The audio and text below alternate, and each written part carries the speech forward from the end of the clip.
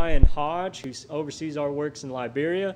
In the middle there is Miss Janet Wilson. She is our secretary, and I say the one that keeps us all in check. Next to Janet is my dad, David Hamrick, who is the president of World Bible Institute. A face you might be familiar with is Jonathan Kroll. He is working with us. He oversees more schools than any of us over in Ghana and Togo.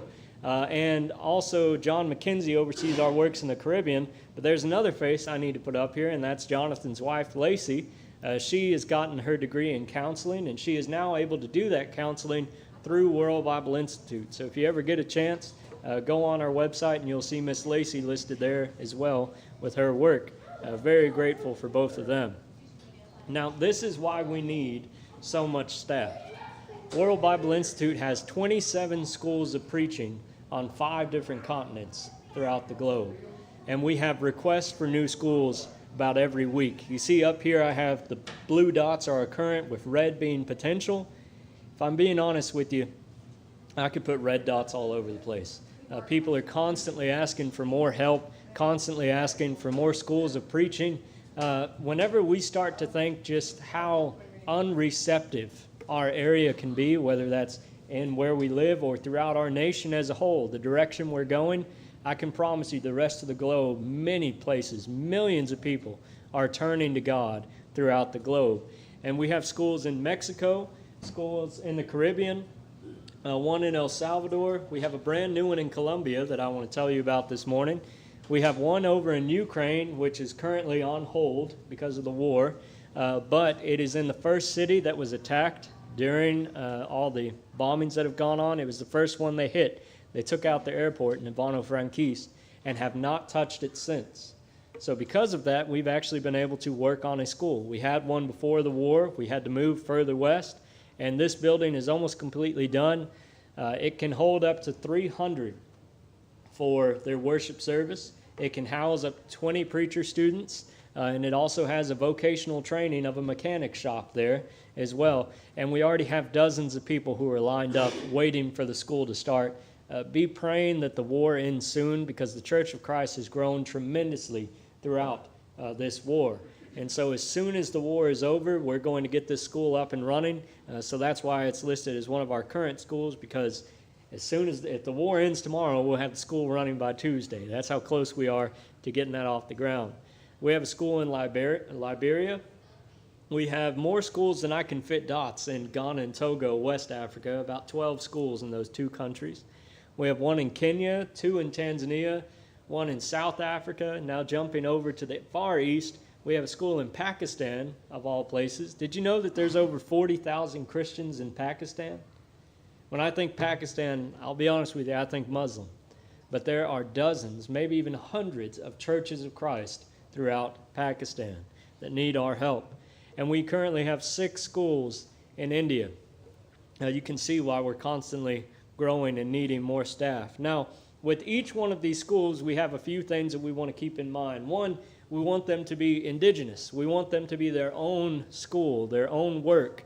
And what I mean by that is we don't go over there to Americanize them. When I went to South Africa just a month ago, I didn't tell them, listen, you have to do 2 psalms and a prayer. Make sure you do communion before the sermon. I didn't do that, right? Because that's not how they do things. In fact, a lot of places throughout the world do not have a Sunday evening service. And that's simply because a lot of things just shut down when the sun goes down. I was able to tell some of the brethren this morning about one of the trips I went on to Babati, Tanzania. I was doing a gospel meeting all weekend and preaching at the church there. And the director of the school told me, he said, all right, brother, we have to leave right after services, maybe right after lunch if we can stay that long.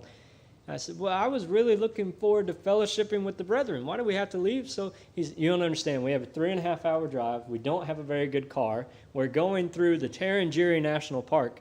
There are lions there. If we break down after dark, I said, no more questions, and I'm not very hungry. We don't have to stay for lunch. I can head out. But most places close down around sundown. When was the last time you had a breakdown and thought, I hope someone gets me before I get eaten? Not a thought I've ever had until I was in Africa. But Over in South Africa and many places throughout Africa, but in South Africa they did this as well. The Lord's Supper was one of the last things that they ended up doing during their worship service. And that is to accommodate as many people as possible, because so many people walk miles and miles to get to their church service. So not all of them will be able to make it on time, if you will. But with each of these schools, there's 3 goals we want to meet. One of them is finding ways to make these schools self-supporting. There's been so many great mission works that have gone on throughout the years, but when the American missionary comes home or passes away, oftentimes that work dries up and we move on to the next one. We don't want that happening with these schools. One, we want them to realize they can do it on their own. Once we give them the tools, they can absolutely run this school by themselves. But 2, we want them to be operating long after I'm gone. That's my plan. I want these schools to stay here for many years. And every country poses a different challenge, but there's all sorts of different ways to get these schools self-supporting. And once we raise the funds for one school to get them self-supporting, well, what do we do with the funds that were coming in? Do we tell the churches, never mind, we don't need, no. We start another school of preaching with those same funds. So this also helps to fund WBI as a whole. We also want to make sure that each work understands the importance of self-governing. What I mean by that is we teach the importance of elders and deacons in each one of our schools, because some of these guys that maybe some of them weren't even Christians before they started school in their school of preaching, they graduate there and there's hundreds of churches being planted each year through our schools. Get a fresh guy that's really green, go into a new church plant. The last thing we want is the new young preacher telling everybody what to do. That's not God's plan. God's plan is not for one man to be over the church, but it is for deacons and it is for elders to oversee his church. And also, World Bible Institute has no business overseeing all these different churches that are being planted throughout the globe. So we teach the importance of following the guidelines that God has laid out before us. And we also want men who are self-propagating, or another word might be self-motivating. A lot of the schools that Jonathan works with over in Ghana and Togo have been started by former graduates. They go through our program, they go back home, and they tell everybody how much they enjoyed School of Preaching. Now you've got 5-10 people that are saying, hey, I'd like to be in a School of Preaching too. Well, there's our first class already. So we want men who are hungry for the gospel. What I want to talk to you about this morning briefly is show you some of the self-supporting works the WBI has. I know y'all typically have 2 hours for class, so I really appreciate that I've been given that time. The looks on some of y'all's faces, you didn't realize. No, we only have a short amount of time, so I can't go over 27 schools this morning. But I do want to show you a few of the highlights and talk about my recent trip to South Africa. So let's start by looking at some of the self-supporting works in Latin America. Firstly, with our school in Matamoros, Mexico. Now, this one is pretty unique because it's very similar to how we do things here in the States. This work here in Mexico, whenever we first got there, there was only a handful of churches in the area. COVID really hurt the church there. Even the schools of preaching in Mexico were shutting down because of it. And so there wasn't really anywhere to turn to. Well, now the church has grown so much in this area that they're telling us we no longer need your support because all the local churches are wanting to support this mission effort. Whenever we have gospel meetings here, we might end up filling the building, and that is fantastic. When they have gospel meetings there, they have to have them outside because there's going to be a minimum of 300 people that stop by. It is growing like crazy in Matamoros. And this is exactly how we support schools of preaching here. How you support Brown Trail, Memphis School of Preaching, Texas School of Preaching, whatever schools you want to think of, they're all supported by local churches of Christ throughout our nation. And now the school in Matamoros can say the same thing. So that's a rather unique thing. That doesn't happen very often in foreign countries, but we're very proud of them and their work. And we're still going and visiting. We're still checking on them and helping them out. But a different work over in El Salvador, they are supported in a little bit of a different way. There's 24 students enrolled in this school, and it is also hosted in a church, just as the one in Matamoros is, the San Martin Church of Christ. But this one is actually funded through a coffee farm. And this may be the only opportunity you get to hear someone behind the pulpit tell you to pull out your phone and get on Facebook, so take advantage of it. But World Bible Institute is on Facebook. I tell you to follow us because anytime one of us goes on a trip, you get updates there as well as more information about our work. Christian Torres, just in March of this year, led a group of about 15, I believe, that went with him for a medical mission trip in El Salvador. And many people were reached because of that trip. I believe they had 60 baptisms in the 10 days that they were there. But this school is actually funded by a coffee farm. The director of that school owns 60 acres worth of land that he is slowly turning into a coffee farm. And so Brother Christian, as well as several other men, got with him and said, "Brother, if we could get you the tools that you needed to really get this coffee farm up and going, would you consider supporting the work with maybe 10% of your profits from this farm?" You know what he said? "No. But I will do 60%. 60% of all of his profit is going to be tunneled into this school." Well, you know what that means? This school does not need 60% of all that. What that means is we're now going to be able to start a second school and maybe even an orphanage in this town to help them out. So this has grown tremendously, and the other school will be a little bit further away in El Salvador so that they don't cross. But at the same time, the point being, we have enough funding coming from this one coffee farm to fund a minimum of 2 schools. So be praying about this work. Also, if this continues to go well, we actually have a buyer from Tennessee that's wanting to get this coffee stateside and sell it nationwide here. So what that means is the next time I come here, there's a chance you might be able to buy coffee that supports mission work, and that doesn't sound like a bad thing to me, at least. So be praying over the work in El Salvador as well. Now, the work in Colombia is brand new, just had their first week in July. There's actually 18 students enrolled in this, but this is a different kind of school. One of the challenges with these different schools is how do you get men to quit their jobs for 2 years at a time, not support their families, and go to preacher school, right? I know that's one of the biggest challenges stateside. You have to raise a lot of funds if you want to go to preacher school. Well, this new system alleviates that burden.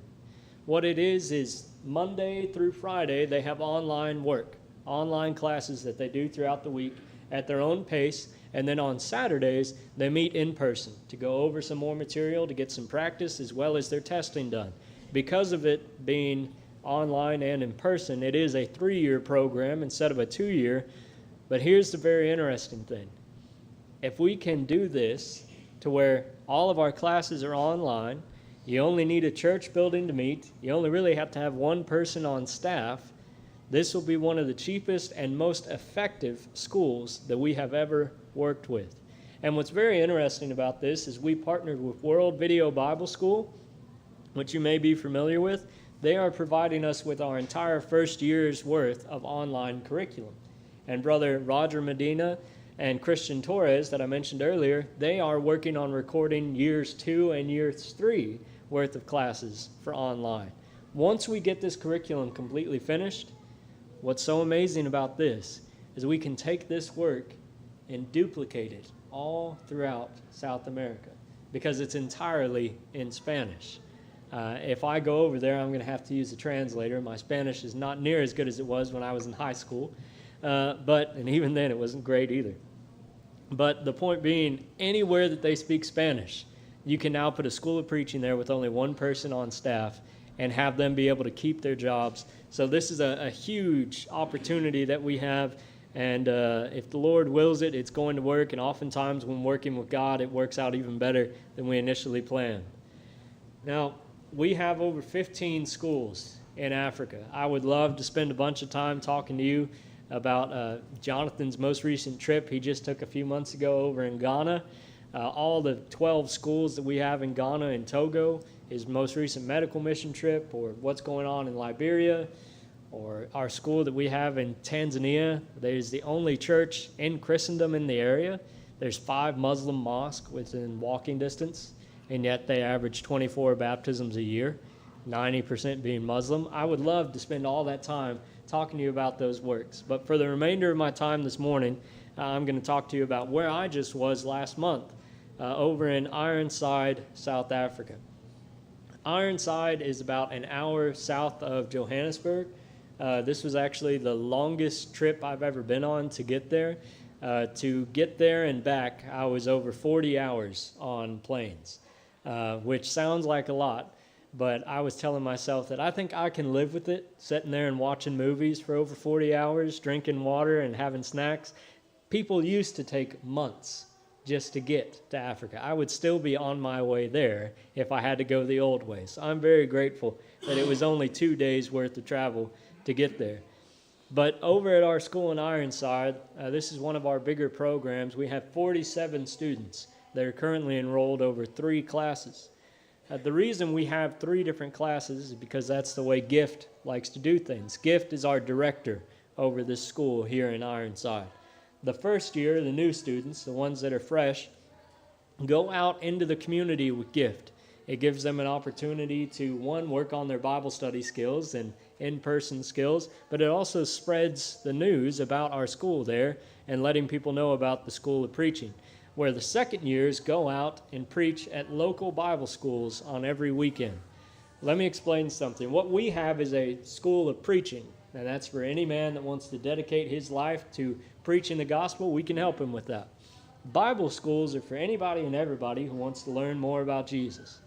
There are 26 of them within 1 hour of our preacher training school. And there's over 300 people enrolled throughout those 26 Bible schools, and they need sound preachers. So every weekend, our students go out and preach at these different Bible schools. And the third years go out on week-long evangelistic campaigns into different areas. South Africa is very unique because there are some parts of it that are extremely first world. It's the only place I've traveled to outside this country where there was a time I thought, wow, okay, yeah, I could see myself staying here a little bit longer, right? But there is also very much so poverty, and it is very much so a third world country, and that is where we are located. But by doing this 1 week evangelism, going to these different tribes and people out in the middle of nowhere, really, that's how we were able to convert an entire congregation all at once. They got the minister of this congregation, they taught him the truth, he was baptized for the remission of his sins. He went back that week, taught his entire church the gospel, brought them all to our school, and they were all baptized together. Over 28 people, I believe 28 people of the congregation were baptized, and he is now a student at our School of Preaching. This is also how we were able to get 48 teenagers baptized in one day. They had a youth event. 105 were present. 48 of them ended up being baptized in that one day. This School of Preaching is a little bit different than most. Whenever I was able to go over there for the first time, about 3 years ago now, I noticed all these little kids running around and playing, and I asked him, do you have school here? And I said, yes. He said, yes. I said, well, how much are you charging? I was trying to think ways to support the school. Could this children's school end up funding the School of Preaching? We have that happening in Liberia. And he said, no, you don't understand. These are all orphans. And if I charged them even $2 a day, they would not have enough left to eat. Wow. Okay. That's my mistake. We won't charge the orphans to come learn about Jesus, right? I had no idea. The government payout is about $4 a day is what they give. It is very much so underpaid. In some places like Tanzania, our dollar goes very far. It's 1 to 2,500 in Tanzania. In South Africa, it's 1 to 17. It still goes a good ways, but not near as far as you think it would. And not enough for $4 to keep you alive. So a lot of these kids are at this school, and when we got there, you can see the building had a hole in the roof in one of their classrooms, meaning when it rained, they couldn't even be inside because the class would flood. And we also found out that they didn't have enough funds to feed the kids, even one meal a day. And he sent me a picture of that little girl, the same age as my daughter. Sad, because she's at a church and not able to eat that day. Other kids were, but they didn't have enough left for her. I'll be honest with you, we sent the funds for this before we raised it, because that didn't set well with me at all. So that's how it was when we first got there. Now, it is not that way. Now, all those kids, everyone that's enrolled, gets 2 meals a day, 5 days a week. Now they have a playground that they can play on, one that's actually safe. When I first got there, my kids would not be allowed to play on that playground. There was rusted nails and broken boards. Now they have fun with it every day. Now we've worked on several of the buildings. They have plenty of tables and chairs. It has grown tremendously, but it's also grown in number. There's actually over 60 orphans that are enrolled here on a daily basis. The reason orphans are so prominent throughout South Africa is because HIV and AIDS is still a very big problem over there. Not only that, but most people in third world countries do not survive car wrecks, especially when the number one mode of transportation is a motorcycle, which that's how it is in South Africa. Many of these kids, all of these kids are orphans, but many throughout the area are in a very similar situation. Our most recent project, we actually did this in May, was they had a bad storm blow through at the beginning of the year, and he was showing me pictures like you see there on the left about how the building was just coming apart. And I said, well, can we do some patchwork on it? I mean, to get a whole new metal roof is going to be pretty expensive. And he said, well, we can, but then we'll just be doing patchwork next year. The next time a storm runs through, we really need a new roof. And I said, well, is it just one roof? He said, no, there's several buildings that actually need a new roof because of this storm. The location here is called the center of Ironside. It has 7 buildings on 3 acres. It's pretty decent sized grounds there, and they needed new roofs. I said, well, how much is that going to cost? He said, brother, it's expensive. I said, well, give me an idea. Just let me know. He said, it's going to cost $3,500. That's about what a new roof cost here, isn't it? About $3,500? No. And that wasn't just one roof. All the buildings in Ironside now have metal roofs on them. It should last them for many, many years. Now, whenever I went to Ironside just a few weeks ago, I took someone with me. You can see the brother with the yellow arrow above his head. That is Gift. That is the director of our school there. He lives in South Africa. Brother Masoy is now a World Bible Institute representative, meaning he is willing to travel to South Africa a minimum of 1 time a year to be our boots on the ground and give us an in-person report. Brother Masoy had never been out of the country until the end of June. In fact, he was born and raised in New York City, and then he moved to the little town of Los Angeles, and then he met his wife there, and they decided to settle down in North Carolina and start a family, and that's where I met him last year when I gave a report.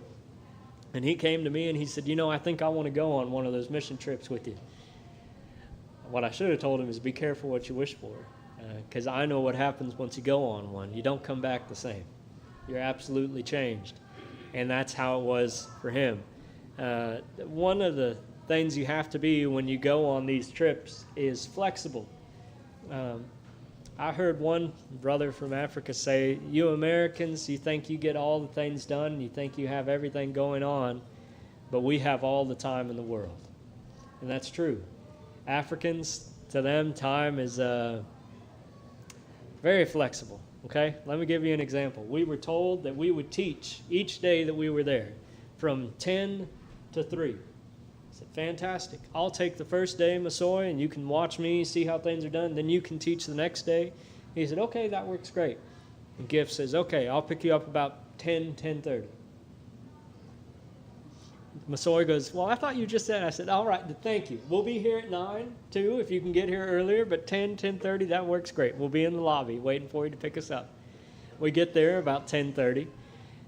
People are still coming, and he says, so if it turns out there's going to be more people than we thought, there's not going to be enough to fit in one room. What we're going to have to do is split them up into 2 classes, so both of you teach. Okay, well, yeah, we can both do that. After about an hour and a half in, he comes to me, and he said, we're going to switch you. We're going to switch both of you. You taught this class for the first half. Now you're going to go over here and teach this class for the next half. Okay, all right. The end of that day, he tells us the same thing. We actually only ended up teaching from 11 to 2. The next day he said, you'll do 10 to 3 again. I said, perfect. That works out great. Masoy had more questions. He said, but he told us we were going to do 10 to 3 today, and we did 11 to 2, and we switched. I only taught for about an hour or so. I said, Masoy, let me tell you something. You're in Africa right now. I don't know where we're going to teach tomorrow. I don't know when we're going to teach tomorrow, but I do know we're going to teach tomorrow. So be prepared to teach. He said, okay, yeah, I can do that. But we as Americans, I know I'm so guilty of this. I plan out nearly every minute of every day, all the things I need to get done today so I can be prepared for tomorrow. If they do one thing that day, they checked off all they need to do. They're much more laid back, much more relaxed. While we were there, we taught on the Gospel of John, and it was a very interesting class. I'll tell you more about that in just a minute. But we also made sure to feed those that were present while we were there. We were able to eat at Kentucky Fried Chicken and McDonald's while we were across the world. The menus were quite a bit different, but very similar. I think same 11 herbs and spices, I guess. But it was still very good, and we were actually able to feed over 100 people for less than $100. So it worked out fantastic that we were able to do that. It wasn't a luxurious meal by any means, but it was something they are not used to. It was a hot meal. And on our second day was when we were feeding everybody KFC, so I thought that would be a pretty big treat. A lot of people there don't get to eat that very often at all. And so I had about 10 minutes left in class. And I told them, all right, we'll start wrapping things up. Thank you so much. Is there any questions that you might have? You know, they kept me for another 45 minutes. They weren't worried about the hot meal. They were hungry, but they were hungry for God's word. I taught on John chapter 1, spent a few days in that chapter, kind of got into chapter 2 a little bit. And at the end of class, when I said, do you have any more questions? A hand went up immediately. I said, yes, sir. He said, what is your opinion on once saved, always saved? That is not in John chapter 1, by the way. That is not what I had been prepared to teach on. What I wanted to do was close my Bible and say, well, that concludes class for the day. Thank you so much for coming. But instead what we did was have a 45-minute discussion on that. And I found out later it made an impact in some people's lives. Ended up being baptized the following Sunday. But the reason they asked that question is because there's a Pentecostal church right down the road. There's an apostolic church that you can almost see from our parking lot or from our grounds, and they both teach once saved, always saved. It's a very controversial topic, if you will, over there. There's a lot of debate. So we spent 45 minutes on it and hopefully brought some clarity to that subject. Here is most of the ones that were there on the days that we were teaching. We had over 70 that came to listen to us teach on the Gospel of John for just a couple of days. We were also able to help the orphans out, too. Masoy's home church in North Carolina has a sewing group. And what they did is they sewed over 100 dresses for these little girls. Now, it was winter time over there. It was a very chilly 60 degrees. I walked around in short sleeves. It was fantastic. Everybody over there had on their winter jackets. They were freezing. But those little girls, even though they were wearing their jackets, they were so happy to receive a dress that they were putting them on over their coats. Because for a lot of them, that's the first dress they have ever owned. How many of us, if not all of us, have closets full of clothes? I know this morning, picking out what I was going to wear to church, they don't have that option. How much do we take for granted on a daily basis? We're also able to get them all, the boys and the girls, mittens, and gloves, hats, to help them all out. They're very appreciative of that. This is a picture of what their church building looked like. They actually really helped us out and had a big surprise for us. They had electricity that day. They normally don't. Another thing that I just blows my mind every time I'm able to go on one of these trips. And I went to take a picture of the congregation, and the brother standing by me said, oh, you're taking a picture of the church? I said, don't worry, I'll take one of you too. So I snapped his photo too. He was my translator that I didn't know I would have until I started my sermon. So once he walked up beside me and said, I will translate, I just folded my sermon and put it to the side, because the translator at least doubles your sermon. So it worked out fantastic. And that day, 5 ended up being baptized. 3 of them are pictured here on the left-hand side. and that was the day we were able to give all the little girls their dresses too. As I start to wrap this up, every time I go on one of these trips, I'm reminded of just how blessed I am. This one was a blessing for a different reason. That day, later that day, all those kids were lining up for snacks. Each one of them got a slice of bread and a cup of juice. And they were all so excited. They were pushing each other in line, trying to get to the front, kids act. And Gift started to tell me about each one of them. He said, see, this 6-year-old is here. That 3-year-old, that's her little sister. She was brought here when she was 6 months old because her mother died in a car wreck. She doesn't even have a memory of what her mother was like. This one over here, she's 14. I've known her since she was 10. Her parents were killed in a car wreck. Another one about HIV. We actually have several little kids now that have just been dropped off at the doorstep of the church. And when I say little, I mean about 1.5 to 2. They're just dropped off at the doorstep of the church. The Church of Christ has adopted them. Not just one family, but the entire church has adopted these little kids. And he's telling me all this, and I'll be honest, I had to walk away because I started crying. Seeing these little kids, knowing that if we didn't send support to help these little ones out, they may not have their next meal. That is rough for someone who has a 4-year-old, 2-year-old, and a 9-month-old.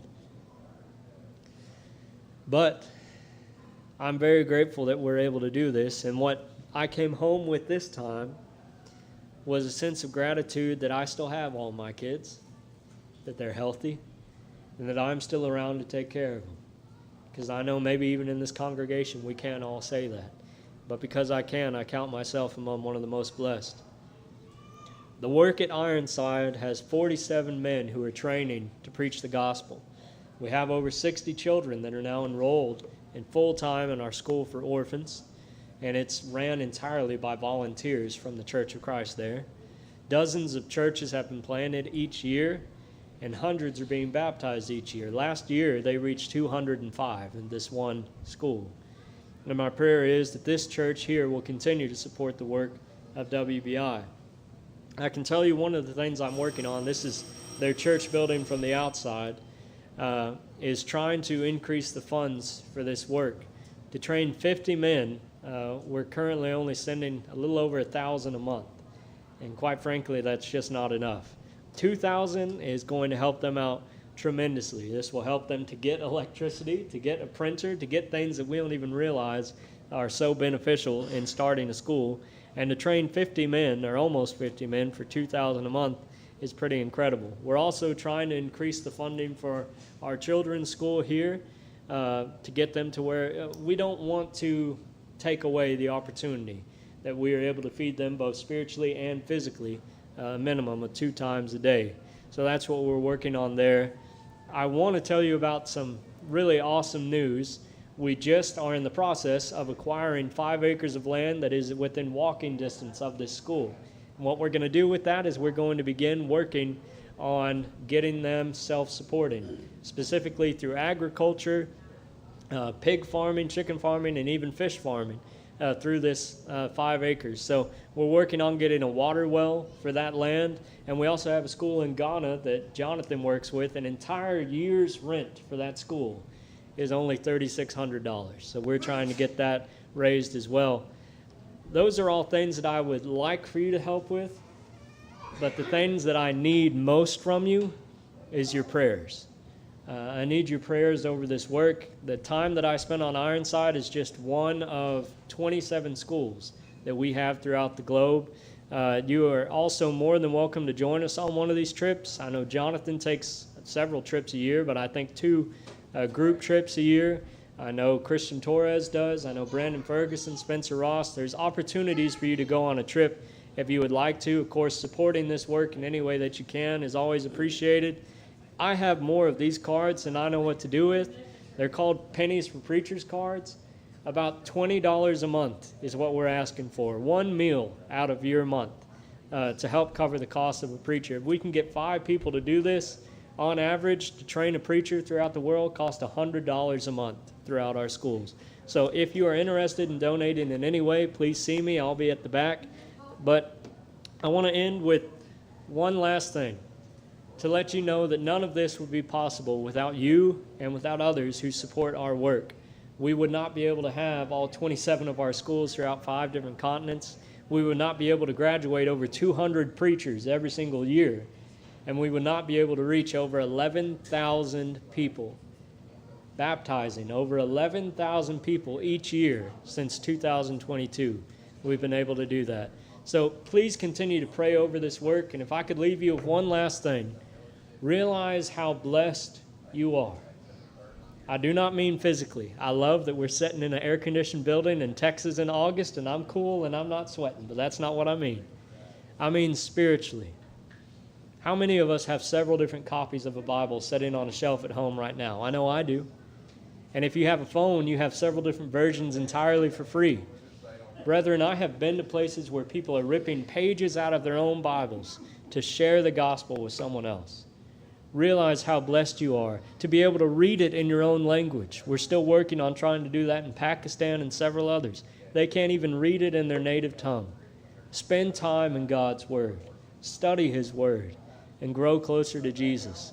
Thank you so much for your attention this morning. And like I said, if you need me, I'll be at the back. I think we're about to take a short break and resume in a moment for worship. Thank you again.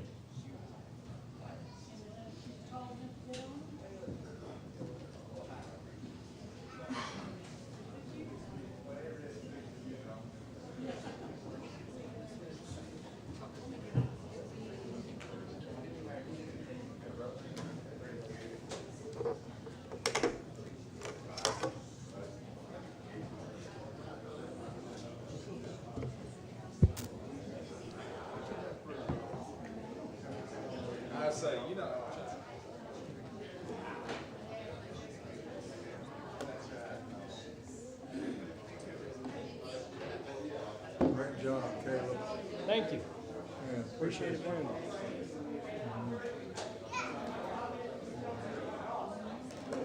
This part is left in the hand.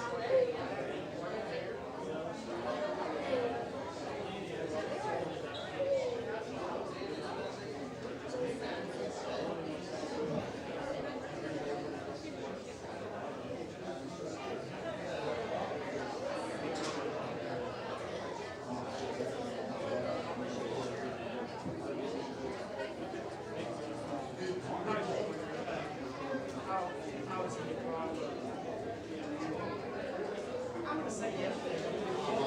My daughter's 24. My daughter, I went to her back in sometime in the 20s. You know, I went there we picked a parasite. I didn't know it was not going back, but you know, and I know that there have been some restrictions there as far as we go. When we went